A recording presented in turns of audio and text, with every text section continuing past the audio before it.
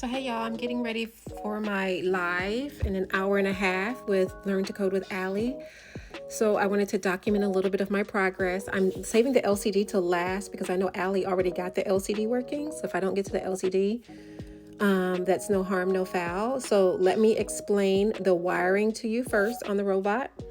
And then I am going to explain what I have so far, and I'll try to give at least one or two more status updates before I meet with Allie. I don't think I'm going to even try to do any of the commit stuff because I am just not mentally and emotionally prepared for that.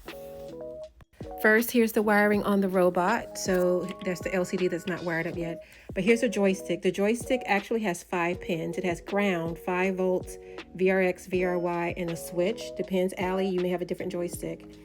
VRX and VRY are analog inputs, analog. So that means as I move the joystick left and right, it will give me a real number. I don't know yet because I haven't read it, what the range is on here. Arduino, the number is typically between 0 and 255 or 0 and 1023, something like that. I don't know. But then if you press it, that's a digital input. If you press it, that's the switch button, the yellow wire. That's a digital input. So it reads, because I put an input pull up in the code, it reads 1 when it's not pressed and it reads 0 when it is pressed. Don't look at my nails. Remember my post about engineers and nails. So what you'll see here is I don't even have the orange and brown wires connected right now. That would be the analog inputs from the joystick. This red wire is going to 5 volts.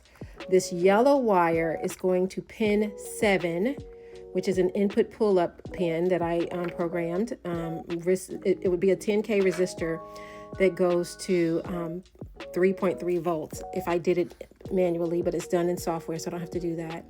Then over here, I have 2 wires. This black wire goes to ground, and this gray wire goes to the plus on the buzzer. Now let's take a look at the code before I run it. So then if you come up here, what you're going to see, let me put my glasses back on because I can't see without my glasses. We know that. Everything at the top is just setting the libraries and whatnot, okay? Just like we had before, the GPIO libraries for time, for setting the mode to the Broadcom chip pins, setting the warnings to false. Buzzer pin is on 12. Trigger pin is on 21 and 20. That's going to be the sonar, which I haven't wired up yet. And then the joystick is on pin 7, digital input. And then I'm making the buzzer, the trigger, outputs. The echo pin is going to be an input. The joystick is also an input. Here's where I said we have that pull-up, the pull-up pin. Down here are the frequencies for the songs that I haven't played yet, but they're coming. I just took this code from my Arduino code for my robot, and I just repurposed it as Python code because I wasn't going to reinvent the wheel. So all of that are the notes and durations and tempo and everything for the music.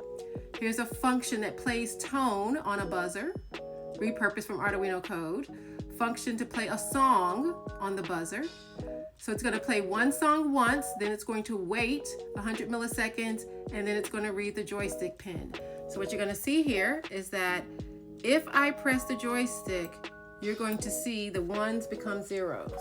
So as I'm pressing the joystick, the ones are going to become zeros. So hold on. I just disconnected it.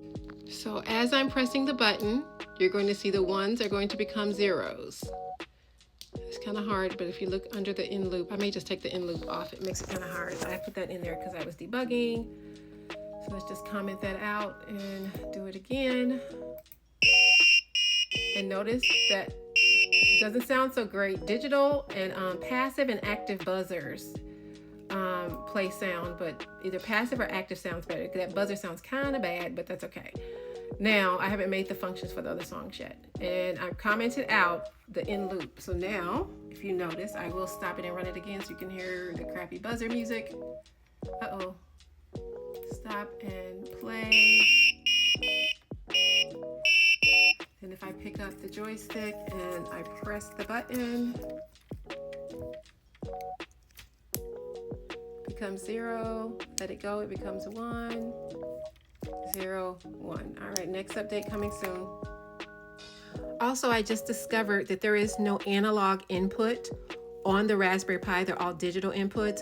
So I'm going to have to go and look through all of my electronics and see if I can find an analog to digital converter to connect to the Raspberry Pi in order to read the potentiometer, as well as to read the analog pins on the joystick in case we want to use those. Stay STEMtastic.